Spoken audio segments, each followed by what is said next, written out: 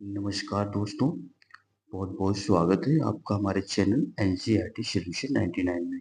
इस क्लास में हम आज एक महत्वपूर्ण प्रश्नोत्तरी लेके आए दोस्तों। ये प्रश्नोत्तरी आपकी आगामी आने वाली परीक्षा एमपी पुलिस, एमपी एसआई और एसएससी, रेलवे, बैंक एक दिवसीय परीक्षाओं के लिए दोस्तों ये सामान्य ज्ञान की प्रश्नोत्तरी आपके लिए अत्यंत लाभकारी साबित होगी। तो दोस्तों स्टार्ट करते हैं इस प्रश्नोत्तरी को। दोस्तों इसका प्रश्न क्रमांक 1 देखते हैं पहले क्या पूछा गया है। दोस्तों सामान्य ज्ञान से संबंधित प्रश्नोत्तरी है और एक दिवसीय परीक्षाएं चाहे आप रेलवे की तैयारी कर रहे हैं दोस्तों या एसएससी की कर रहे हो या एमपी पुलिस या एमपी एसआई सभी के लिए ये प्रश्नोत्तरी बहुत ही महत्वपूर्ण साबित होगी। तो दोस्तों प्रश्न क्रमांक 1 में क्या पूछा गया है? दोस्तों प्रश्न क्रमांक 1 में पूछा गया है मध्य प्रदेश का स्थापना दिवस कब मनाया जाता है? दोस्तों 4 ऑप्शन दिए हैं, 1 नवंबर को, 1 मई को, 1 अक्टूबर को और 1 जनवरी को। तो दोस्तों मध्य प्रदेश का जो स्थापना दिवस है वो 1 नवंबर को दोस्तों मनाया जाता है। इसके बाद दोस्तों प्रश्न क्रमांक 2 देखते हैं। दो में क्या पूछा गया? मध्य प्रदेश के प्रथम मुख्यमंत्री कौन थे? दोस्तों मध्य प्रदेश के जो 4 ऑप्शन दिए विद्याचरण शुक्ल, रविशंकर शुक्ल, श्यामा चरण शुक्ल और डॉक्टर पट्टाभी सीतारमैया। तो दोस्तों जो मध्य प्रदेश के जो प्रथम मुख्यमंत्री थे वो थे दोस्तों रविशंकर शुक्ल। रविशंकर शुक्ल दोस्तों मध्य प्रदेश के प्रथम मुख्यमंत्री थे। इसके बाद दोस्तों मध्य प्रदेश के जो लंबे समय तक रहने वाले मुख्यमंत्री थे वो थे दोस्तों दिग्विजय सिंह। इसके बाद दोस्तों प्रश्न क्रमांक तीसरा पूछा गया है किस जिले में संजय गांधी ताप विद्युत केंद्र स्थित है? दोस्तों बताना है कि मध्य प्रदेश का ऐसा कौन सा जिला है जहां संजय गांधी ताप विद्युत केंद्र उपस्थित है? 4 ऑप्शन दिए दोस्तों शहडोल, छिंदवाड़ा, उमरिया और सागर। तो दोस्तों संजय गांधी ताप विद्युत केंद्र दोस्तों उमरिया जिले में है, इसको आप याद रखेंगे। तो दोस्तों इसका राइट आंसर सी है। इसके मांग दोस्तों 4 देखते हैं। 4 देखिए मध्य प्रदेश में राष्ट्रीय मानव संग्रहालय कहाँ है? बहुत ही आईएमपी क्वेश्चन दोस्तों, बहुत ही महत्वपूर्ण प्रश्न है ये। मध्य प्रदेश में राष्ट्रीय मानव संग्रहालय कहाँ है? तो दोस्तों मध्य प्रदेश में जो राष्ट्रीय मानव संग्रहालय है वो दोस्तों दिया हम हमारा जो है भोपाल में स्थित है, इसको आप याद रखेंगे दोस्तों। इसके बाद दोस्तों प्रश्न क्रमांक 5 में क्या पूछा गया देखते हैं। प्रश्न क्रमांक में 5 में पूछा गया प्रथम भारतीय उपग्रह आर्यभट्ट कब छोड़ा गया था? तो दोस्तों इसमें 4 ऑप्शन दिए हैं 10 जुलाई 1992, 19 जुलाई 1975, 1 नवंबर 1966 और 2 दिसंबर 1975। तो दोस्तों इसका जो राइट आंसर है वो 19 अप्रैल 1975 को दोस्तों प्रथम भारतीय उपग्रह जिसका नाम दोस्तों आर्यभट्ट था, वो 19 अप्रैल 1975 को छोड़ा गया था। इसके बाद दोस्तों प्रश्न क्रमांक 6 देखते हैं क्या पूछा प्रश्न क्रमांक 6 में। फिटा फिलाटेलिस्ट क्या कहा है? किसे कहते हैं दोस्तों? फिलाटेलिस्ट क्या काम करता है? तो इसके 4 ऑप्शन है दोस्तों। डाक टिकट जमा करता है, सिक्के जमा करता है, पक्षियों की तस्वीरें जमा करता है, मोर पंख जमा करता है। तो दोस्तों फिलाटेलिस्ट जो होता है उसका काम होता है दोस्तों डाक टिकट को जमा करना और दोस्तों उनका अध्ययन करना। उसको दोस्तों फिलाटेलिस्ट कहा जाता है जो डाक टिकटों को जमा करता है और जो है उनका अध्ययन करने वाला जो व्यक्ति होता है दोस्तों वो फिलाटेलिस्ट के नाम से जाना जाता है। शक्ति स्थल का संबंध बताना दोस्तों। प्रश्न क्रमांक 7 में पूछा गया शक्ति स्थल का संबंध किससे है? दोस्तों 4 ऑप्शन दिए राजीव गांधी, इंदिरा गांधी, राजेंद्र प्रसाद और लाल बहादुर शास्त्री। तो दोस्तों शक्ति स्थल जो है एक समाधि स्थल है, तो बताना किससे संबंधित है दोस्तों। तो जो इसका जो राइट आंसर दिया है दोस्तों वो है इंदिरा गांधी। दोस्तों इंदिरा गांधी का जो समाधि स्थल है दोस्तों उसे शक्ति स्थल के नाम से जाना जाता था। दोस्तों इंदिरा गांधी की मृत्यु जो है 31 अक्टूबर 1984 को हुई थी, इसको भी आप याद रखेंगे दोस्तों। प्रश्न क्रमांक 8 देखते हैं। 8 में क्या पूछा गया है? यूएनओ के चार्टर पर हस्ताक्षर हुए थे। दोस्तों बताना यूनाइटेड नेशन ऑफ ऑर्गेनाइजेशन संयुक्त राष्ट्र संघ के जो चार्टर पर हस्ताक्षर हुए थे ये कहाँ हुए थे दोस्तों? जगह का नाम बताना है। जिनेवा सम्मेलन में, सैन फ्रांसिस्को सम्मेलन में, डम्स्टन ओक्स सम्मेलन में और याल्टा सम्मेलन में। तो दोस्तों यूएनओ के जो चार्टर पर हस्ताक्षर हुए थे वो हुए थे दोस्तों सैन फ्रांसिस्को सम्मेलन में। इसका राइट आंसर दोस्तों बी है। फिर इसके बाद 9 का पूछते कौन सा है? उस्ताद अमजद अली खां किस वाद्य यंत्र के प्रसिद्ध वादक थे? दोस्तों उस्ताद अमजद अली खां किस वाद्य यंत्र के प्रसिद्ध वादक थे? चार ऑप्शन दिए दोस्तों, सितार, तबला, बांसुरी और सरोद। तो दोस्तों उस्ताद जो अमजद अली खां थे, उनका जो वाद्य यंत्र था दोस्तों, उसका नाम वो था दोस्तों सरोद। इसका राइट आंसर दोस्तों डी है। लोकसभा द्वारा पारित धन विधेयक को राज्यसभा में प्राप्त होने के बाद कितने दिनों के भीतर वापस लोकसभा में लौटाना पड़ता है? तो दोस्तों ये जो कोई भी जो है धन विधेयक जो लोकसभा द्वारा पारित हो जाता है और राज्यसभा को प्राप्त होने के बाद दोस्तों उसको 14 दिन के भीतर जो है लोकसभा को वापस करना होता है। दोस्तों ये धन विधेयक जो है दोस्तों 14 दिन के बाद राज्यसभा को अ, वापस जो है लोकसभा को करना पड़ता है दोस्तों। इसका राइट आंसर है सी। पृष्ठ क्रमांक 11 देखते हैं दोस्तों, उच्चतम न्यायालय के न्यायाधीश की संख्या में वृद्धि करने की शक्ति किसके पास है? दोस्तों उच्च न्यायालय सुप्रीम कोर्ट ऑफ इंडिया में जो न्यायाधीश है दोस्तों, उनकी जो संख्या में वृद्धि करने की जो जो है शक्ति जो है किसके पास प्राप्त है? चार ऑप्शन दिए दोस्तों, राष्ट्रपति, प्रधानमंत्री, संसद और विधि मंत्रालय। तो दोस्तों जो न्यायाधीशों की संख्या में जो वृद्धि करने का जो पावर है दोस्तों, शक्ति है, वो है हमारी संसद को।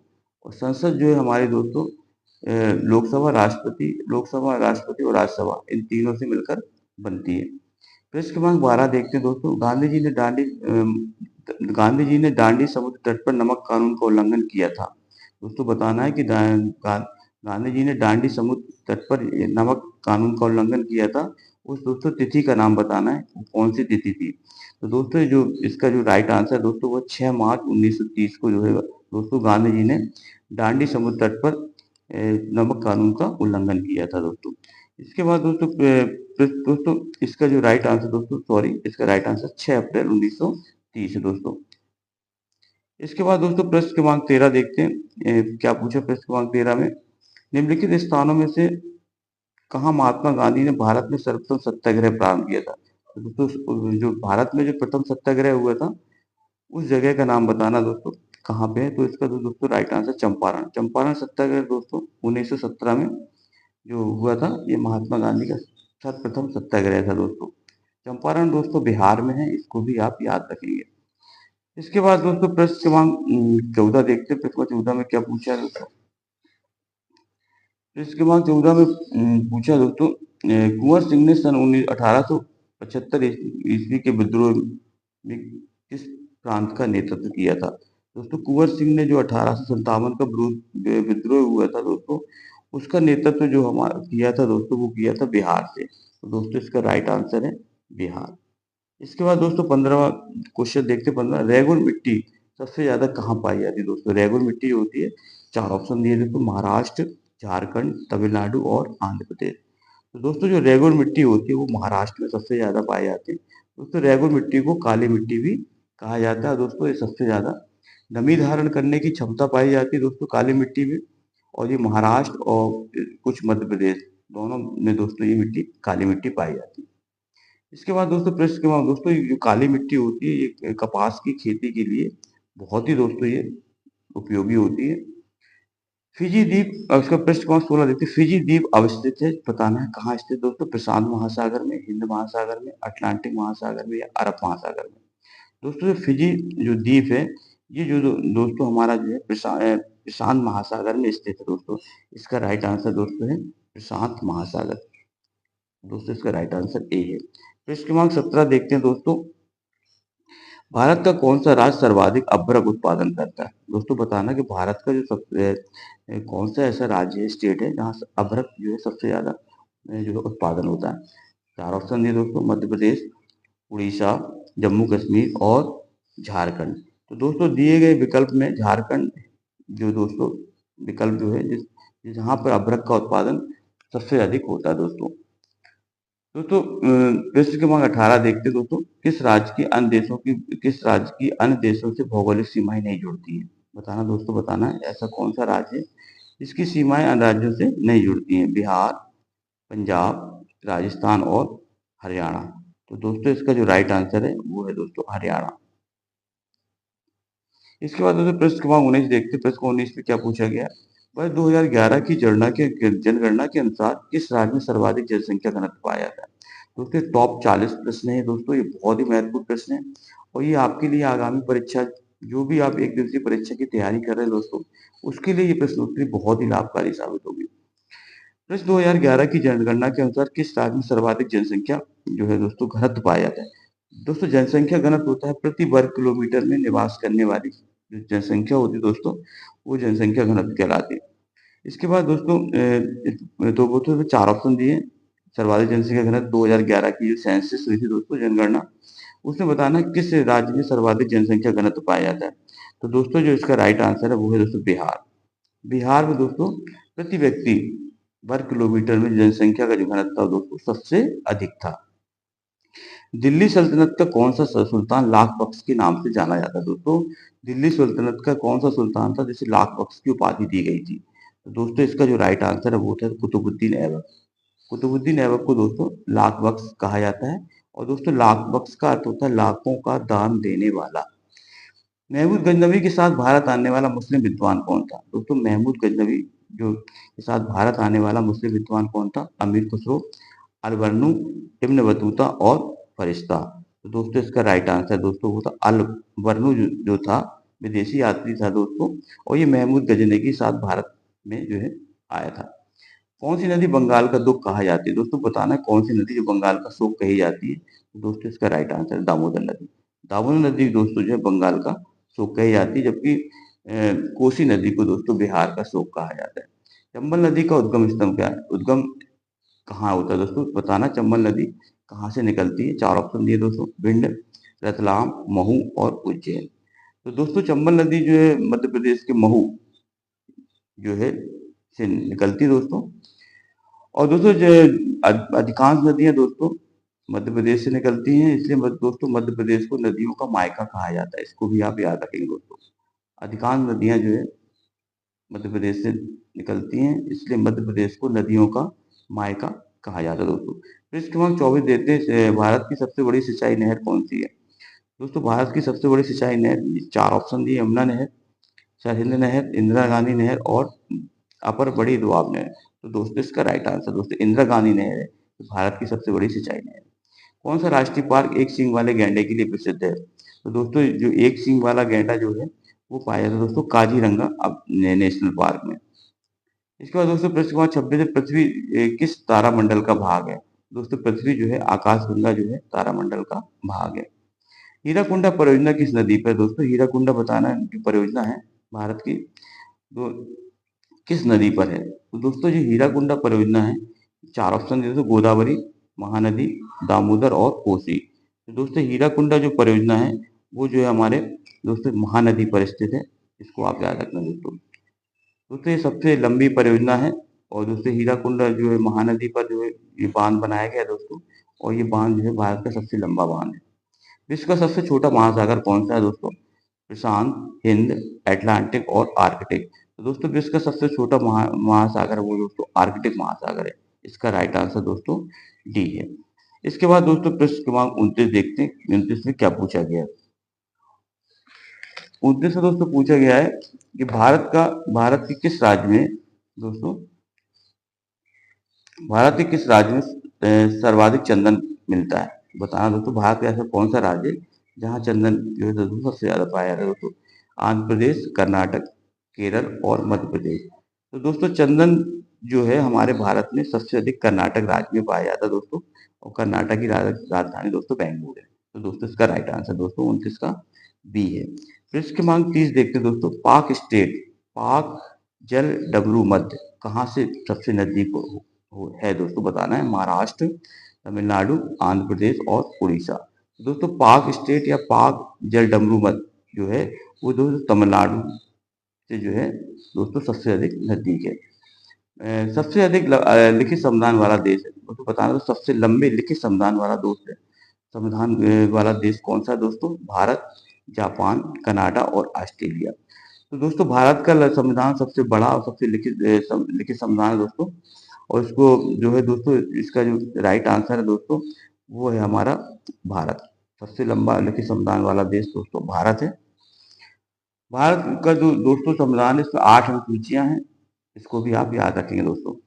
राज्यसभा की बैठकों की अध्यक्षता कौन करता है दोस्तों? राज्यसभा जो है संसद का उच्च सदन है दोस्तों, और इसकी जो बैठकों की अध्यक्षता बताना कौन करता है। 4 ऑप्शन दिए दोस्तों, प्रधानमंत्री, उपराष्ट्रपति, राष्ट्रपति और गृह मंत्री। तो दोस्तों प्रश्न क्रमांक जो 32 है, इसका राइट आंसर है दोस्तों उपराष्ट्रपति जो होता है राज्यसभा की बैठकों की दोस्तों अध्यक्षता करता है। दिसंबर 10 बताना दोस्तों 10 दिसंबर को कौन सा दिवस मनाया जाता है। तो दोस्तों 10 दिसंबर को 4 ऑप्शन दिए दोस्तों, विश्व स्वास्थ्य दिवस, और दूसरा दिया दोस्तों संयुक्त राष्ट्र दिवस, विश्व रेड क्रॉस दिवस और मानव अधिकार दिवस। दोस्तों 10 दिसंबर को मानव अधिकार दिवस मनाया जाता है, इसको आप वर्ल्ड ह्यूमन डे। इसके बाद दोस्तों प्रश्न क्रमांक देखते हैं 34 में क्या पूछा है। प्रश्न क्रमांक 34 में देखो दोस्तों, भारत के किस राज्य में कॉफी का उत्पादन सर्वाधिक होता है। दोस्तों बताना भारत का जो ऐसा कौन सा राज्य है जिसमें जो है कॉफी का उत्पादन सबसे ज्यादा होता है। 4 ऑप्शन दिए दोस्तों, आंध्र प्रदेश, केरल, कर्नाटक और तमिलनाडु। तो दोस्तों प्रश्न क्रमांक 34 का जो दोस्तों राइट आंसर है वो है हमारा दोस्तों 34 का जो राइट आंसर वो दोस्तों वो है कर्नाटक।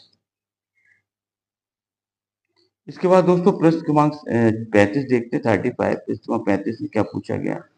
प्रश्न क्रमांक 35 में पूछा गया दोस्तों कि सियाचिन ग्लेशियर कहाँ स्थित है। दोस्तों बताना सियाचिन ग्लेशियर दोस्तों बताना कहाँ पे। 4 ऑप्शन दिए दोस्तों, अरुणाचल प्रदेश, सिक्किम, हिमाचल प्रदेश और कश्मीर। तो दोस्तों सियाचिन जो ग्लेशियर है ये दोस्तों हमारा स्थित है जो है कश्मीर में।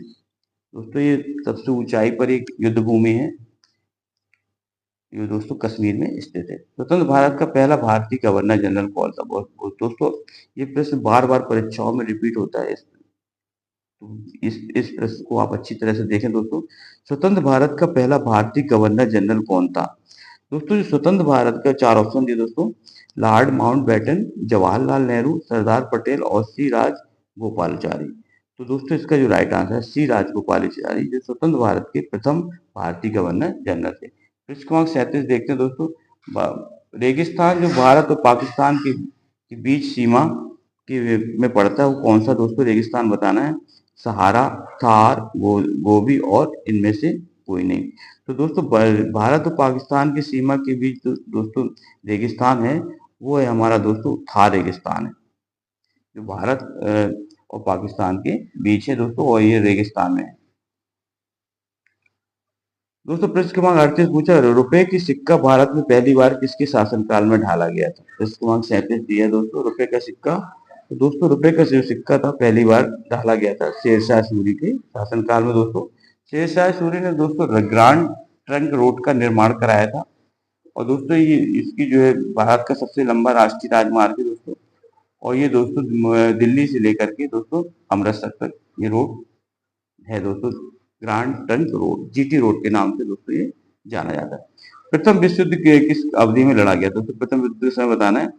दोस्तों प्रथम विश्व युद्ध है दोस्तों 414 से 1914 से 1918, 1913 से 1918, 1914 से 1920 और 1913 से 1919।